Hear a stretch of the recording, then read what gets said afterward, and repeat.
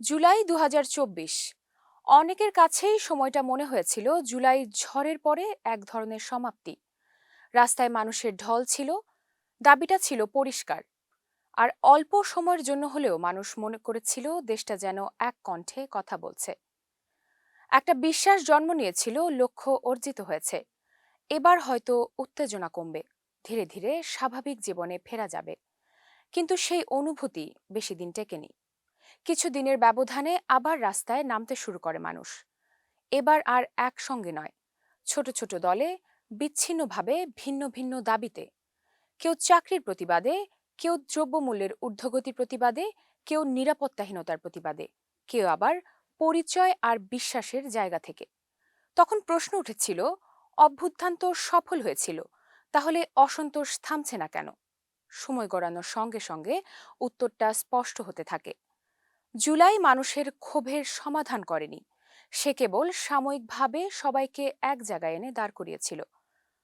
২০২৫ সালের কিছু আন্দোলন ভয়াবহ সহিংসতায় রূপ নেয়। আখড়া ও বাউলদের ওপর হামলা, ধর্ম অবমাননার অভিযোগে হত্যাকাণ্ড, এই দৃশ্যগুলো মনে করিয়ে দেয় পাওলো ফ্রেইরের সেই কথাটি। নিপীড়িতরাও কখনো কখনো নিপীড়কের মতো আচরণ শুরু করে।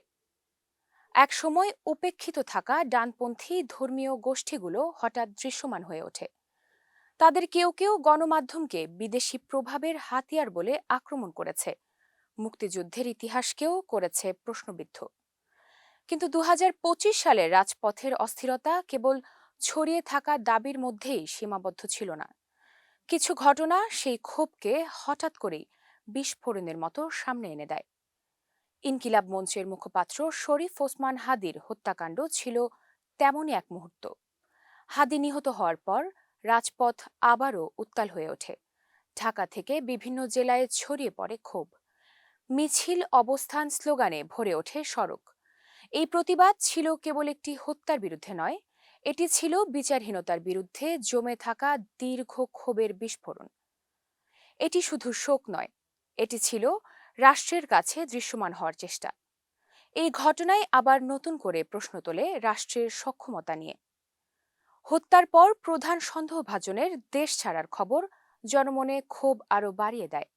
ঢাকা বিশ্ববিদ্যালয়ের সহযোগী অধ্যাপক ডক্টর খোরশেদ আলম এই ঘটনাকে রাষ্ট্রীয় ব্যর্থতার প্রতিচ্ছবি হিসেবে দেখেন। তার ভাষায়, হাদি হত্যার ঘটনায় আমরা দেখেছি রাষ্ট্র সংকটে দ্রুত ও কার্যকর প্রতিক্রিয়া জানাতে পারেনি।